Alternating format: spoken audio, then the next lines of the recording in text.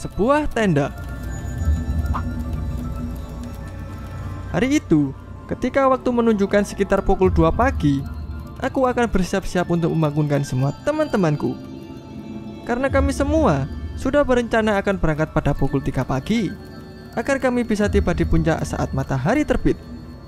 Namun, sebelum aku membangunkan mereka, aku memutuskan untuk memasak air terlebih dahulu, agar saat temanku terbangun nanti, sudah ada kopi panas yang tersedia. Dan selagi menunggu airnya matang, aku pun mencoba untuk mengecek setiap tenda, karena aku hanya ingin memastikan barangkali ada yang sudah terbangun, sehingga bisa menemaniku untuk mengobrol.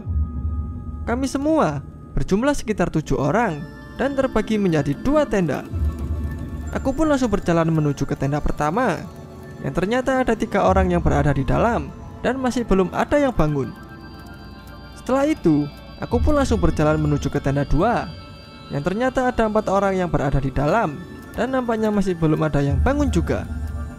Alhasil, aku pun hanya bisa menunggu sendirian sambil menyeruput kopi panas yang sudah tersedia. Apakah ada sesuatu yang janggal?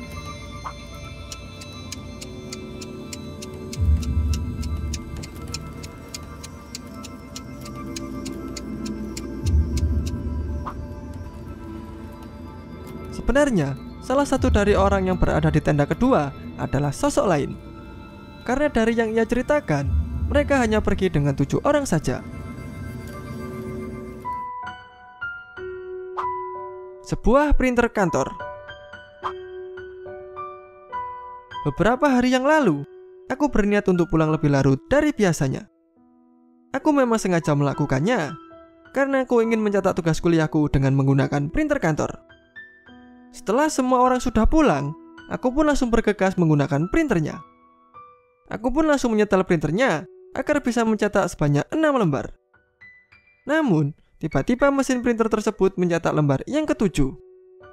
Aku pun sempat bingung, karena setelah aku lihat, ternyata yang dicetak hanyalah sebuah kalimat yang berbunyi, "Kau seperti bunga melati yang tengah berada di pepohonan yang telah mati. Hingga saat takdir mulai menjemputmu adalah sesuatu yang sudah pasti." Aku pun langsung menengok ke sekeliling, namun aku tidak melihat siapapun. Tiba-tiba, printer tersebut mencetak selembar lagi dengan sebuah kalimat yang berbunyi, "Aku tak mengharapkan apapun lagi di dunia ini selain dirimu. Dan aku akan menemuimu, jadi tunggulah besok." Setelah itu, printer tersebut pun tak mencetak apapun lagi. Aku pun langsung mematikan komputernya, lalu bergegas untuk pergi. Apakah yang sebenarnya terjadi?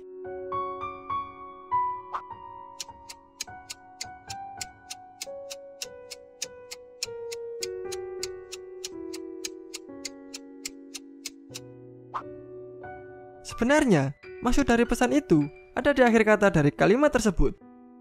Sehingga, kata tersebut akan menjadi sebuah kalimat baru yang berbunyi, "Besok dirimu pasti mati." Sebuah pohon mangga. Beberapa hari yang lalu, aku dan keluargaku baru saja pindah ke sebuah rumah yang baru. Rumah baruku memang sangat luas, namun terlihat sangat cukup tua. Dan di depan perkarangan rumahku ada sebuah pohon mangga yang sangat besar. Namun, sebelum kami menempati rumah ini, ayah menyuruh kami untuk membersihkan beberapa bagian dari rumah ini. Aku pun ditugaskan oleh ayah untuk membersihkan daun-daun yang berserakan di pekarangan. Dan ketika aku sedang sibuk membersihkan rumah, tiba-tiba ada seorang tetangga yang datang menghampiriku dan menceritakan tentang semua keangkeran pada pohon mangga tersebut. Sebenarnya, meski tanpa diceritakan, aku pun sudah merasa bahwa pohon tersebut memanglah angker. Setelah semua persiapan sudah selesai, akhirnya pembagian kamar tidur pun dilakukan. Dan seperti biasa, kamar orang tuaku berada di paling depan, tepat bersebelahan dengan ruang tamu. Sedangkan aku sendiri mendapatkan sebuah kamar tidur yang berada di ruang tengah. Hingga pada malam harinya, ketika aku mau tidur, tiba-tiba aku mendengar sebuah suara yang berasal dari dahan pohon mangga tersebut yang sedang bergerak-gerak di samping jendela kamarku, dengan diiringi sebuah suara tertawa aneh yang berirama sangat cepat dan tidak beraturan. Apakah yang sebenarnya terjadi?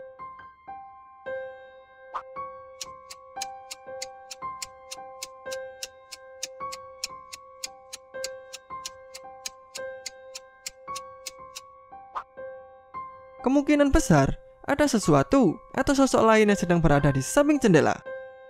Karena berdasarkan pembagian kamar, ia mendapatkan kamar yang berada di ruang tengah. Sehingga kalaupun di kamarnya ada jendela, tidak mungkin akan berdekatan dengan pohon mangga tersebut. Sebuah puzzle. Malam itu, aku tinggal sendirian karena ayahku akan bekerja pada shift malam. Sehingga tak ada banyak hal yang bisa aku lakukan pada malam itu. Namun, aku mencoba untuk melakukan sebuah hobi baru, yaitu dengan menyusun sebuah puzzle cahaya. Sebuah puzzle yang dapat bersinar jika terkena sebuah cahaya. Hingga pada malam berikutnya, ketika aku mencoba untuk bermain puzzle tersebut lagi, tiba-tiba aku melihat sebuah cahaya yang membuatku merasa merinding, dan terlihat seperti ada sesuatu yang mengerikan dari balik jendela. Aku pun jadi sempat kepikiran untuk kembali mengerjakan puzzle yang biasa saja. Setelah aku selesai mengerjakan puzzle cahaya tersebut, apakah yang sebenarnya terjadi?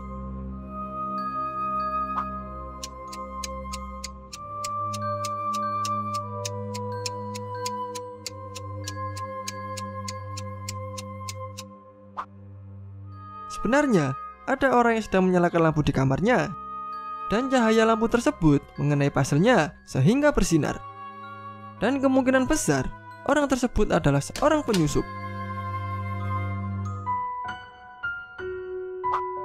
Sebuah video game. Beberapa tahun yang lalu, ketika aku masih muda, aku mempunyai seorang teman yang sangat terobsesi dengan sebuah video game. Namun anehnya, ia selalu mendapatkan juara kelas meskipun ia tak pernah belajar. Hingga suatu hari, tepat sebelum ujian akhir, aku memintanya untuk datang ke rumahku dengan alasan untuk belajar bersama. Namun, ia malah menolaknya dengan berkata bahwa besok ia akan membolos karena ia akan membeli sebuah video game baru yang akan rilis. Aku pun sempat terdiam setelah mendengar apa yang ia ucapkan. Setelah itu, aku pun bertanya lagi tentang apa rahasia yang ia sembunyikan, sehingga ia bisa mendapat juara kelas meskipun ia tak pernah belajar.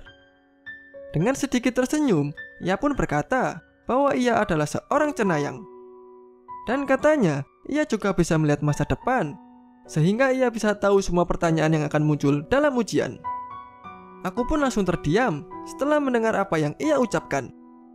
Namun, tiba-tiba ia tertawa sambil berkata bahwa semua yang ia katakan tadi hanyalah sebuah candaan. Aku pun sempat terkejut dan hampir mempercayai semua perkataannya.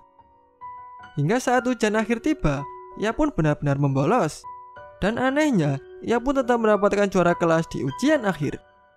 Apakah yang sebenarnya terjadi? Dan bagi kalian yang tahu akan jawaban riddle yang terakhir, silakan tulis jawaban kalian kolom komentar.